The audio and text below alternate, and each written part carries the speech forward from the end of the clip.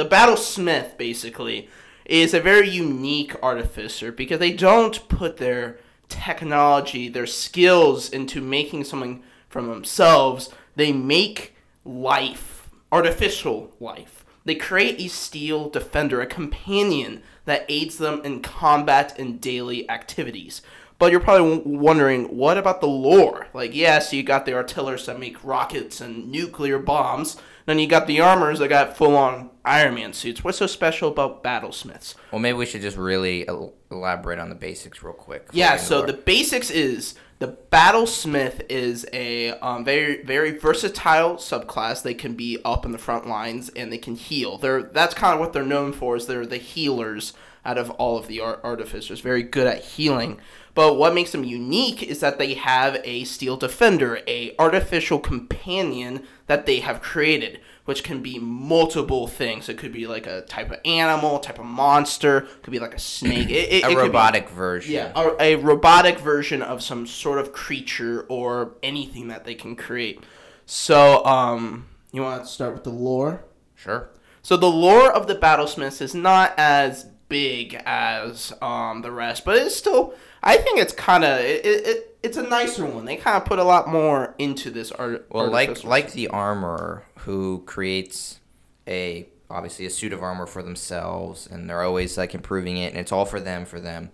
The battlesmith is similar. It's just they're just building themselves a little companion, but it's not like they're making a bunch of companions. They're really just working on the one for themselves, which means they have less of an influence on society compared to the other artificers like alchemists. Yes, that is kind of like the main. That is very true with the lore. They're not as viewed on, but they are actually probably one of the most important ones in like a battlefield, because how they serve a battlefield is they are actually really good medics. They have kind of like a cleric type of way about them and how they serve armies, kingdoms, and parties. So basically what they do is when a fellow companion or a fellow soldier falls in battle, injured and stuff like that, they will rush into the battlefield, rush into open lines, and they will take care of this companion, try to bring them to safety and heal them. While they're doing that, they would be a giant target to all the monsters and villains. So they make a steel companion, a steel defender, to defend the artificer while they're doing their job. So it's kind of a co-op teamwork type of artificer, which I think is really cool. So if you envision it, imagine like a World War I battlefield or something like that, knights and elves and dwarves fighting orcs. Maybe a soldier falls from the trenches, comes out a little gnome. He's like running towards his friend, but next to him he has like a giant like a bear, a mechanical bear that as he's healing, orcs are trying to kill him, but this mechanical bear just comes and starts just mauling the orcs. So that's kind of the whole lore with the battlesmiths. They are up in the front lines of things. They are very used to battle and helping others that have fallen. That's kind of what they're known for, but that's kind of like what all the lore really tells us, is they're very good medics, and they can hold out on their own with their steel defender. So cool. I think that's kind of like the gist of the lore, basically. Not a whole bunch, but still a very cool lore. I think it's really cool. It's very unique out of all the other classes. Yeah.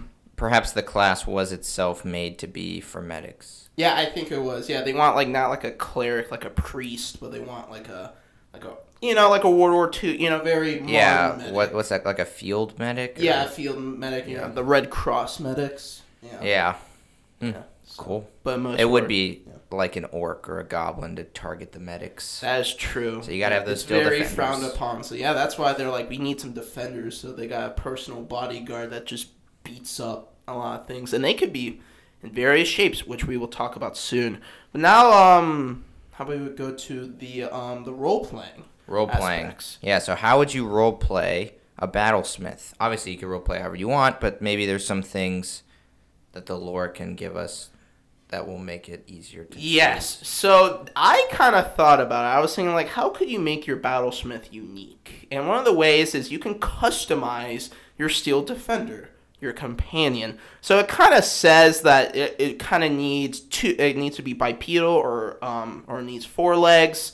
But I kind of think like you could definitely have like a snake. Like that would be cool, like a giant snake, mechanical snake or something like that. Yeah. Or have like many legs. So, go crazy. But, let's say we'll start with strength. I kind of envision like a big medic guy. He's a very, very nice guy or gal. Big person. And their steel defender is like a big ape or something like that. That kind of like a big gorilla that just grabs, the enemy. Gorillas. And just 2 gorillas that just throws people. A gnome gorilla. A mechanical gorilla, something like that, which is cool. For dexterity, I was thinking like, a very slim, very quick person that runs through the battlefield trying to help their friend, dodging all the projectiles and sword swings against them. Mm-hmm. But their companion could be like a panther, or like a snake, or a crane, maybe something like quick. They can't. Like the steel defenders can't fly. They can't fly unless maybe you put a spell on them some way, because you can infuse things. Or like you can have like an axe beak, like a terror bird, like big ostrich. Yeah, I don't know. I was thinking like for dexterity, like some sort of like bug or something. Yeah, it'd be cool to like a praying mantis. Sure. Yeah, that would be interesting. Or just a big ant, or like a spider would be cool. That's actually really cool. Yeah, exactly. Something spider. Like that. Yeah. Yeah. Dexterity. Yeah. Okay, constitution. I mean, I like the idea of like a rhinoceros. That's what I was thinking, like something or bulky. A bull.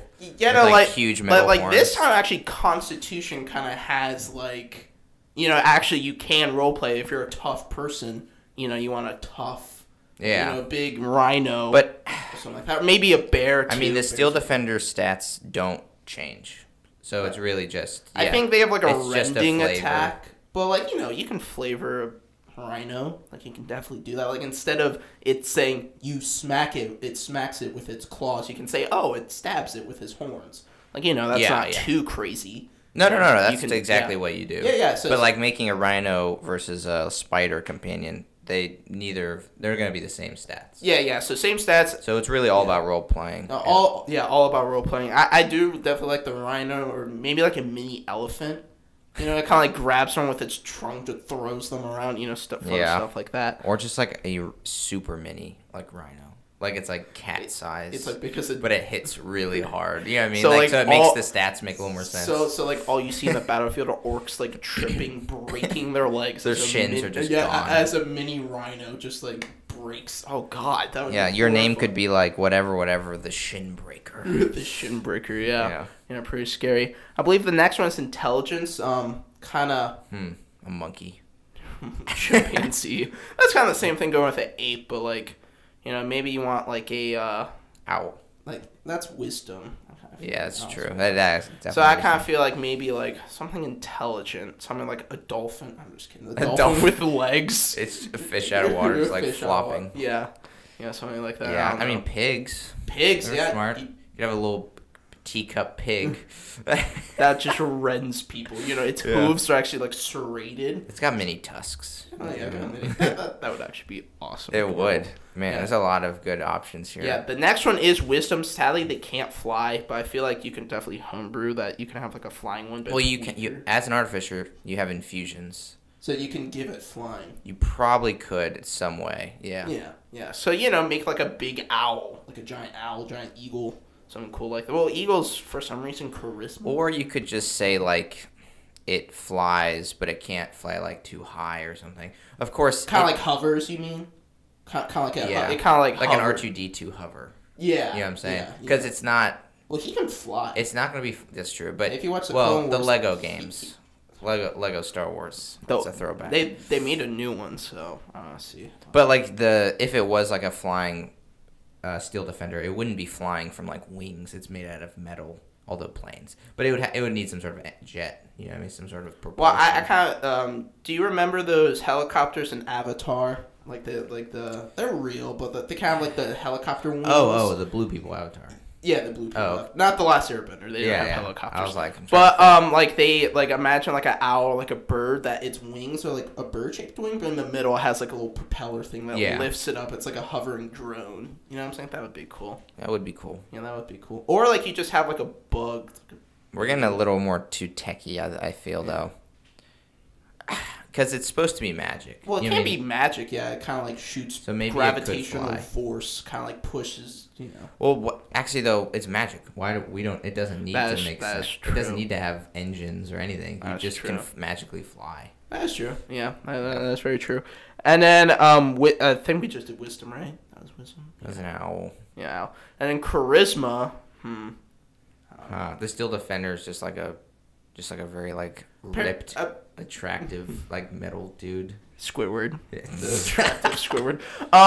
Apparently eagles are like the sign of charisma, so you could have an eagle, but that's kind of like the same thing as. Yeah, and like there's like this thing. There's like this spell that gives you like better stats that druid can cast, and the charisma one is like eagle's beauty or something like, or big butterfly type of.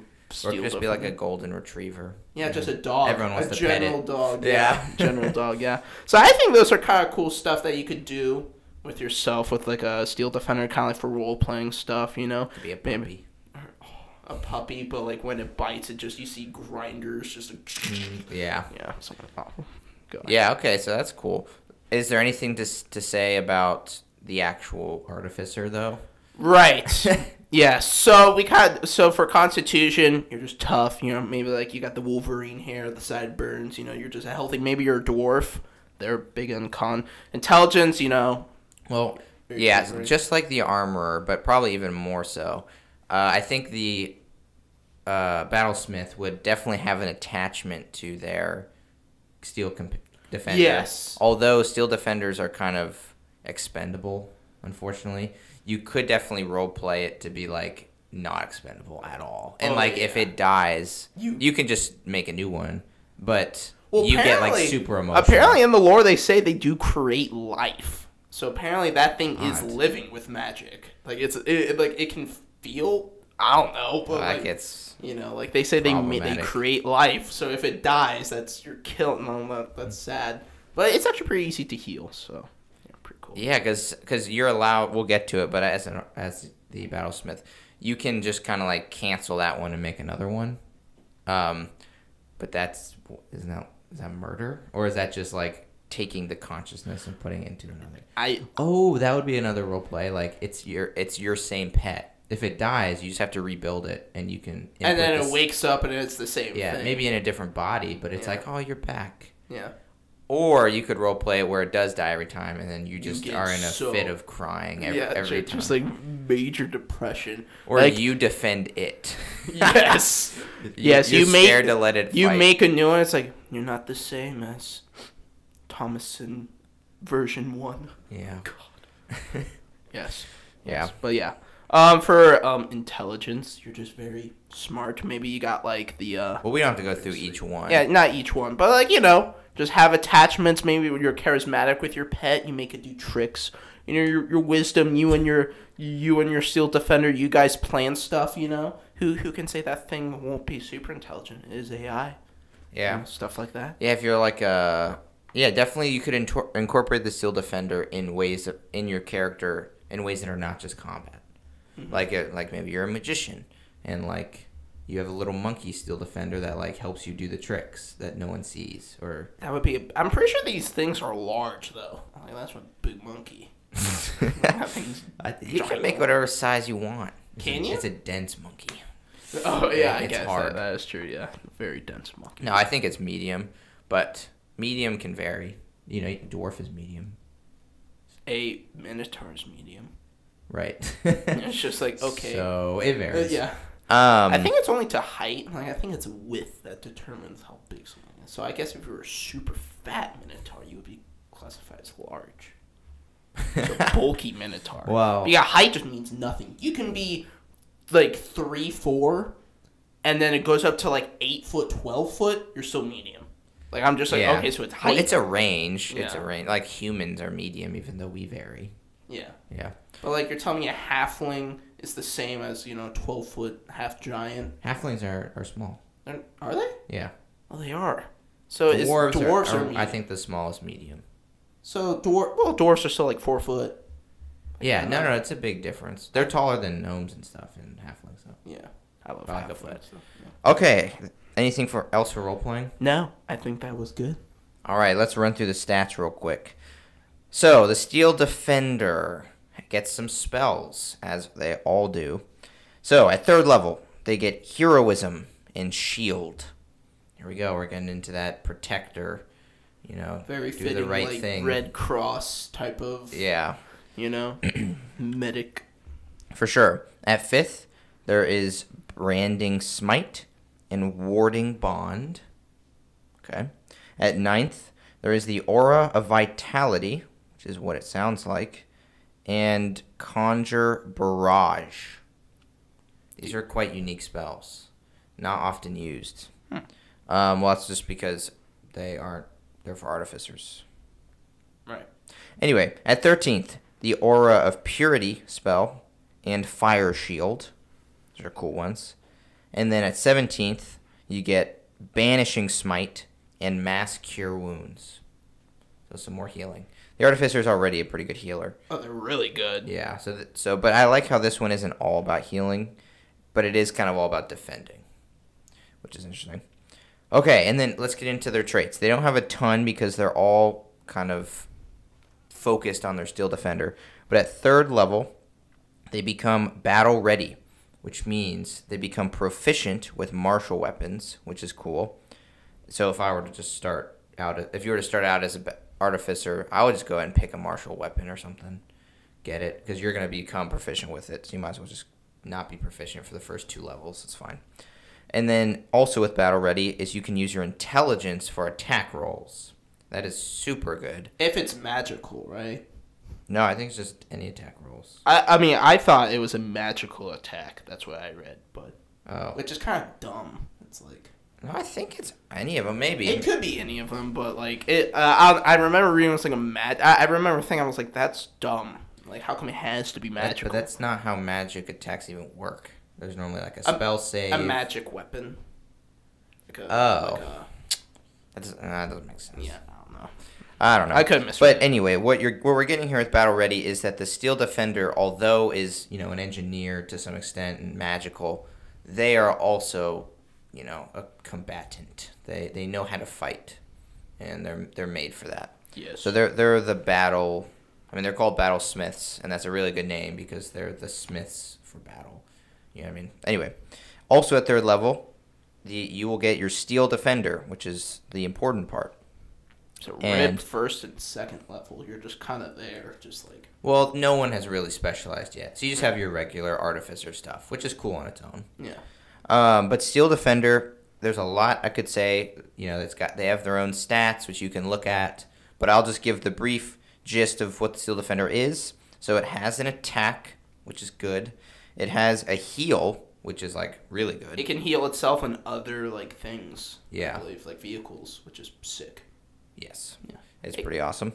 And what is really good is it has a reaction that it can use every turn to block attacks by basically giving disadvantage. It can become the parry bear. As long as the attack is on something other than itself. So it's made to make you harder to hit. Yeah, so it basically becomes that bear from Game of Thrones that parries swords. Yeah. You remember that? It is kind of like a Steel Guardian in that way. It is, yeah. A little bit. Yeah. Okay, yeah, and that's the Steel Defender. So right now, basically, you're an artificer. At 1st and 2nd level, you're an artificer. You can like make magic stuff. You can infuse things with a little bit of magic, cast some whatever spells you have, and then once you hit 3rd, if you take Battlesmith, you're a fighter now because you become proficient with martial weapons. You can use your intelligence on attacks, and now you have a companion that can defend you and fight with you. So you very quickly become possibly one of the best fighters, not the class, but one of the best combatants in your party. Even better than the fighter sometimes. It depends. Yeah, no. Yeah, Yeah, so having a companion's big. yeah. Yeah. Okay, at 5th level, it just keeps getting better. You get an extra attack. So you're just the fighter now, I guess. But that's cool. And at 9th level, you get Arcane Jolt. And oh, goodness, sneeze. It just happened. And so Arcane Jolt is you can expend like a use of this whenever you hit something with a melee attack to either hurt it or heal another insane. target. Yeah. So it's kind of like, I kind of picture it like you're creating energy with your strike. So you're creating kinetic energy in some sense, and you can either like make it like burst into your opponent or like harness it and use it to like heal. Which is really which cool, is yeah. cool. You can heal anyone like 30 feet, right? Yeah, I think it's around that range. Yeah, which is cool. Okay, and then at 15th, you get your last thing as the Battlesmith, and you get Improved Defender, which improves your Steel Defender. And so, in a few other things. So your Arcane Jolt is stronger now. It just gets better. The Steel Defender gets a +2 to their AC, which is really good. And the Deflect reaction of your Steel Defender now causes damage to whatever creature they're deflecting, which is good as well, because you're, as the Artificer, as the Steel Defender, you're going to be wanting to use that reaction as much as possible. You're going to want to get that Steel Defender in the opponent's face so that they can protect everyone else. Right. And that's all the Steel Defender gets. It's really all about that defender. Yeah. So because of this, I believe the Battlesmith is kind of better at lower levels. Because they get like all their stuff kind of right out of the gate. And then they just kind of get a little bit better as you go up. But they're still good, though. They're still good. They're still good because they have their spells and stuff like that. So with that Steel Defender, like, that really opens a lot of doors to, like, in combat. Oh, yeah. You know, like, because it takes a bonus action to command it, right? I believe so. Yeah, which is typical for companion type of subclasses, which are probably one of my favorites. But then you get, like, a whole other turn, though. You do. Yeah. Yeah, so. It always will go after you. That's how the Steel Defender works. You as the Battlesmith go. If you use your bonus action to command it to do something, it will do that thing on your next turn. Right. Or on the next turn. It's right after your turn. But that's the stats. So now we can talk about optimization and how you can best make a Battlesmith. So let's get into that.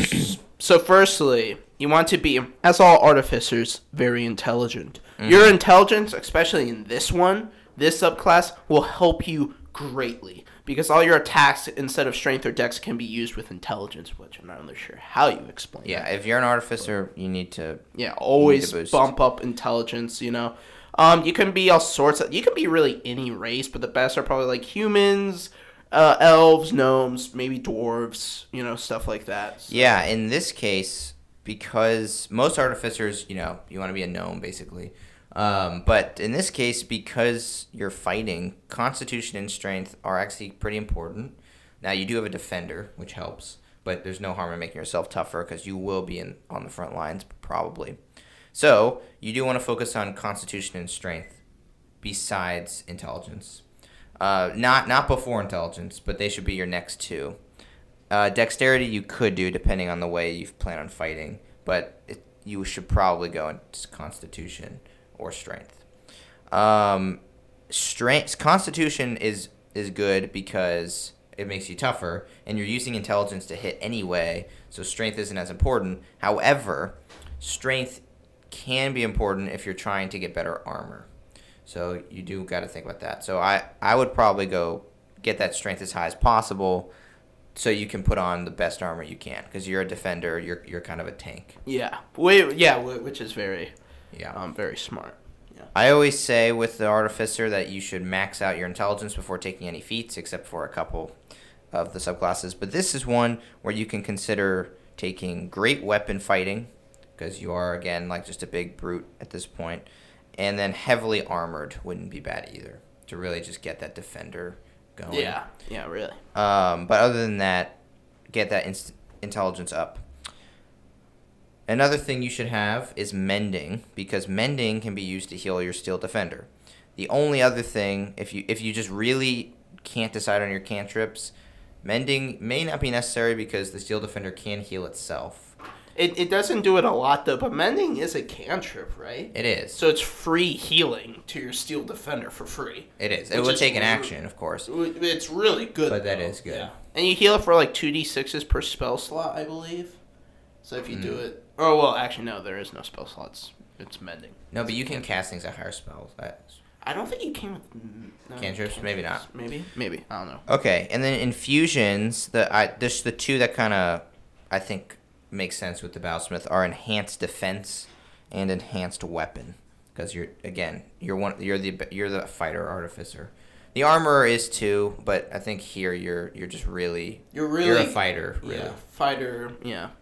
You're a mix. You're a magic fighter. It's a pretty cool subclass because I believe the only ones that have this companion are rangers, which they can't be a fighter, but their kind of main thing is like I send my guy to go and fight, and I shoot from the back. Yeah, but this one you can like fight with it, and you heal. So pretty cool stuff. But yeah, that's optimization right there. That is. Yeah. Yeah.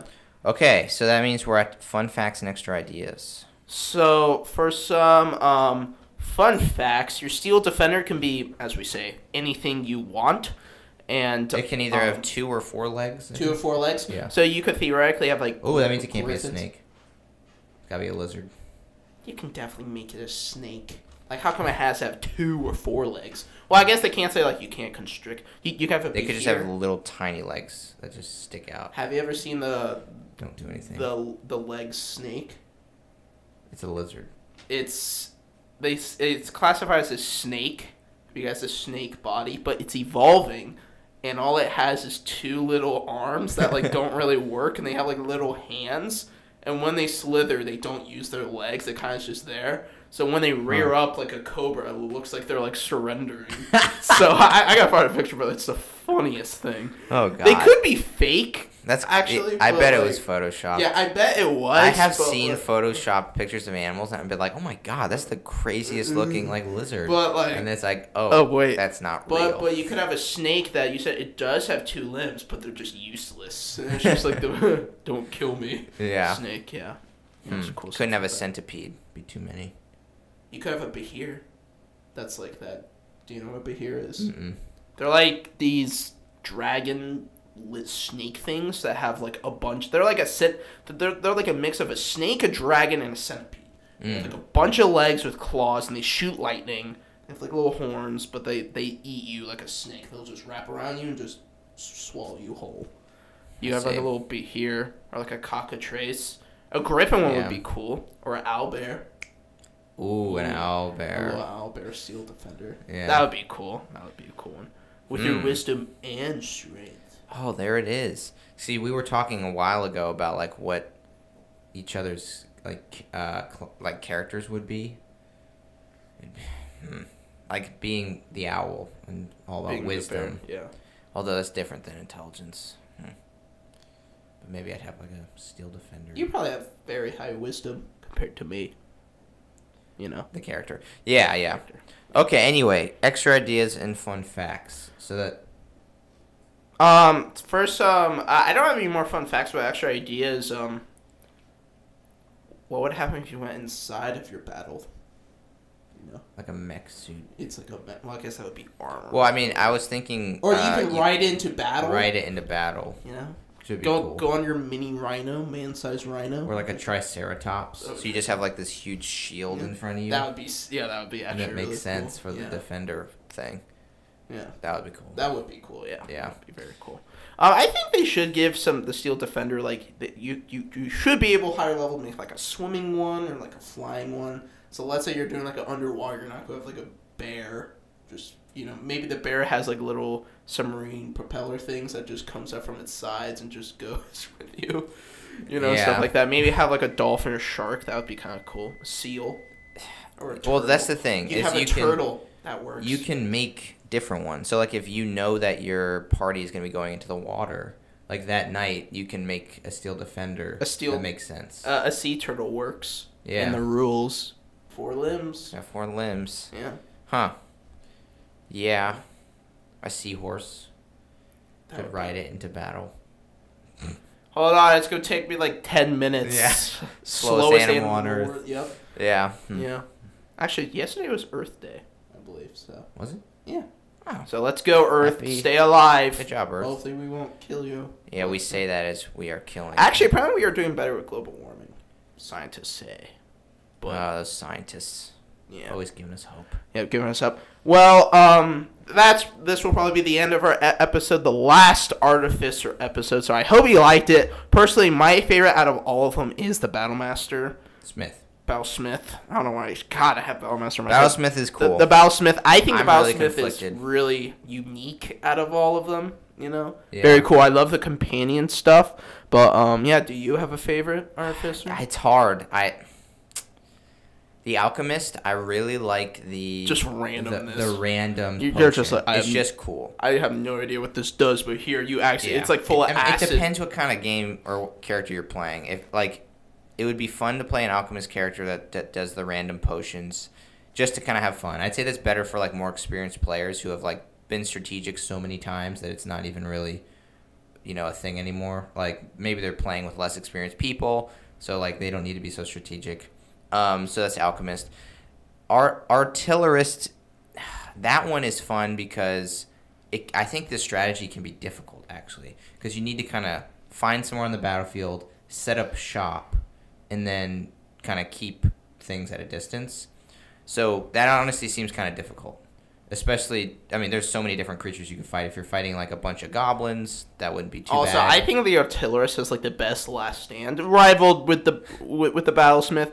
You see the hordes of goblins in the Underdark charging. Just pull a Predator. And then all your friends are like died, and there's kind of like a choke point, and you set up like your 2 turns to go. Yeah. Well, I was thinking like all the party's dying, and then you just kind of press the buttons like. And then your gun starts beeping. Everyone's like, wait, what? Yes. Blows up. Kamikaze. Yeah, so the Artillerist, I haven't played one, so I'm kind of intrigued. I have played one. It's definitely probably the most, probably the most, like, I wouldn't say brain dead, but, like, you shoot someone. You know what I'm saying? Stuff. You shoot stuff and they die. That's kind of it. The armor's sort of the same. You punch things, then they die. But the armor's still cool with, like, its... Yeah, so the armor I like a lot. Pull the Iron Man. Yeah, because the armor to me feels like the strongest. The Battlesmith is probably the strongest. I don't know. Armor and Battlesmith, economy. I think, are... But the companion is still really I think good. I could... I think when it comes to armor, I could be pretty creative with it. Anyone could be creative, but I think you can be more creative with the armor, which allows you to possibly kind of win out in multiple situations. Because you can change your infusions. So, like, you can optimize your abilities very well with the armor. Also with, like, the different armors, like the Sneak, the Infiltrator, and the cool. Guardian. That's really cool. Yeah, I definitely like Infiltrator a lot more. I like the idea of kind of flying around and just shooting things, yeah. And I guess like Iron Man-esque. Kind of like a Mandalorian. Yeah. Like the jetpack, and then you're kind of like shooting stuff out of your wrists. Exactly. Stuff like that. So, I mean, just the Battlesmith. Just I love like the companion, how you can customize it. Yeah, that is cool. Like really. Cool but stuff. the Battlesmith I think is objectively the best, just due to action economy, and it's just like the bread and butter of what makes good D&D combat, which is just not being able to really be hurt and dealing damage. And you heal your friends and too. You heal, yeah. But you can do 2 things at once. They have high AC basically, and then they hit fairly hard. Yeah, and they do 2 things at the same time too. So they can do 2 different tasks. Yeah. They can attack and they have spells. Yeah. Which means, they're not just going to get polymorphed necessarily. Yeah, no, Artificers are very good. But then, they pull up, they got their thing in the level 19 wizard. It's like, you're a frog now. Yeah. Yeah, so it's just like... But the Artificer might be able to counterspell or something. Does it have counterspell? I think only armor has counterspell, right? Or did any of them have counterspell? Well, no, you can take spell... As the Artificer, you get some spells. You get to choose spells, just like another wizard class. Counterspell, There's not as many. Is like very wizard type of spell, like sorcerer. Yeah, you might not get that, but... No. I'm pretty sure you can choose from any list. Oh, you can? I believe. Even druids? We talked about it on the first episode of Artificer. Even druids? I forget. I don't know. But I think Artificers have a special access. Yeah. Because they're not themselves casting it. They're like building these spells. Like they know how to manipulate it in a technical level. That's not like inherent in them. You know what I mean? Right. So, but yeah, that's Artificer.